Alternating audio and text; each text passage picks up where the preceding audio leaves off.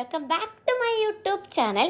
ഇന്ന് നമ്മൾ പുറ്റിങ്ങ ഉത്സവം കാണാൻ പോണതിന് മുമ്പ് പെട്ടെന്ന് ജിമ്മിൽ പോയി വർക്കൗട്ടും കഴിഞ്ഞ് 8 മണി കഴിയുമ്പോൾ ജിമ്മിൽ നിന്ന് ഇറങ്ങി 9 മണിയാകുമ്പോൾ അമ്പലത്തിൽ എത്തണം എന്നുള്ളൊരു പ്ലാനിങ്ങിലൂടെ പെട്ടെന്ന് വർക്കൗട്ട് ചെയ്യണം. സാധാരണ ജിമ്മിൽ പോയി കഴിഞ്ഞാൽ 7 മണിക്ക് വർക്കൗട്ട് തുടങ്ങിക്കഴിഞ്ഞാൽ 9 മണിയാവും തീരാനായിട്ട്. അപ്പം ഇന്ന് നേരത്തെ ഇറങ്ങണമെന്നൊക്കെ പ്ലാൻ ചെയ്തിട്ടാണ് വർക്കൗട്ട് ചെയ്യുന്നത്. അപ്പോൾ പുറ്റിങ്ങ ഉത്സവം നമ്മൾ ഒരു വർഷത്തെ കാത്തിരിപ്പാണ്. ഈ വർഷം എല്ലാ ദിവസവും ഉത്സവം കാണാൻ പോകണമെന്നൊക്കെയാണ് വിചാരിച്ചത്. 7 ദിവസം ഉണ്ട് ഉത്സവം.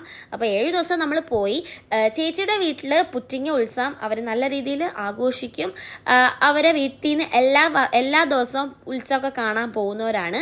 അപ്പം നമ്മൾ ജിമ്മൊക്കെ കഴിഞ്ഞിട്ട് നേരെ 9 മണിയായപ്പോൾ അമ്പലത്തിൽ എത്തിയായിരുന്നു. ഇന്നത്തെ പ്രോഗ്രാം അവിടെ ബിനു അടിമാലിൻ്റെ പ്രോഗ്രാം ആയിരുന്നു. എന്തോ സ്റ്റാർ നൈറ്റ് കോമഡി ഷോ ആയിരുന്നു. പക്ഷേ നമുക്ക് TV കാണുന്നതിൻ്റെ ഒരു സുഖം ലൈവ് പ്രോഗ്രാം കാണുമ്പോൾ എനിക്ക് കിട്ടിയില്ലായിരുന്നു അത്ര. പക്ഷേ ഭയങ്കര തിരക്കായിരുന്നു കേട്ടോ. കുഴപ്പമില്ലായിരുന്നു. ഭയങ്കര പാട്ടും കോമഡിയും ഒക്കെ ആയിരുന്നു. അവസാനം ഉണ്ടാകുമെന്നുള്ള ശുഭാപ്തി വിശ്വാസത്തോടെ ഞങ്ങൾ ആരംഭിക്കുന്നു. ഉണ്ടാവില്ലേ? അത് ഈ നാട്ടിലെ മതസൗഹാർദ്ദത്തിന്റെ ഏറ്റവും വലിയ ഉറവിടമാണ് കുട്ടികൾ മഹാദേവി ക്ഷേത്രം എന്ന് പറയുന്നത് അല്ലെ. ദേവി ക്ഷേത്രത്തിന്റെ മീനഭരണി ആഘോഷത്തിന്റെ ആദ്യത്തെ നാളില് നമ്മളെല്ലാവരും ഒന്നിച്ച് ഈ ഒരു ആഘോഷത്തിലേക്ക് പങ്കെടുക്കാനായിട്ട് എത്തിച്ചേർന്നിരിക്കുകയാണ്.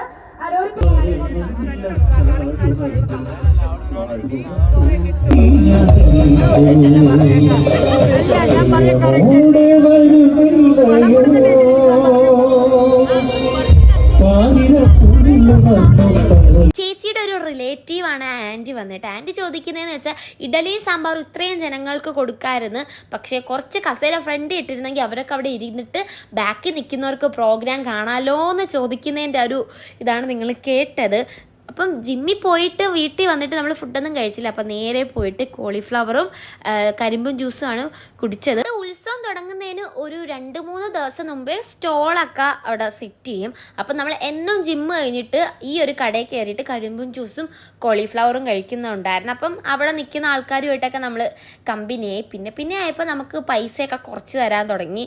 പിന്നെ നമ്മൾ അവിടുത്തെ കോളിഫ്ലവറൊക്കെ ടേസ്റ്റ് ചെയ്യുക, ചൂടുണ്ടാകുന്നൊക്കെ നോക്കാനായിട്ട് ടേസ്റ്റൊക്കെ ചെയ്യാറുണ്ടായിരുന്നു. കാരണം 7 ദിവസത്തെ ഉത്സവത്തിന് 8 ദിവസവും 9 ദിവസവും പോയി കഴിച്ചത് നമ്മളായിരുന്നു.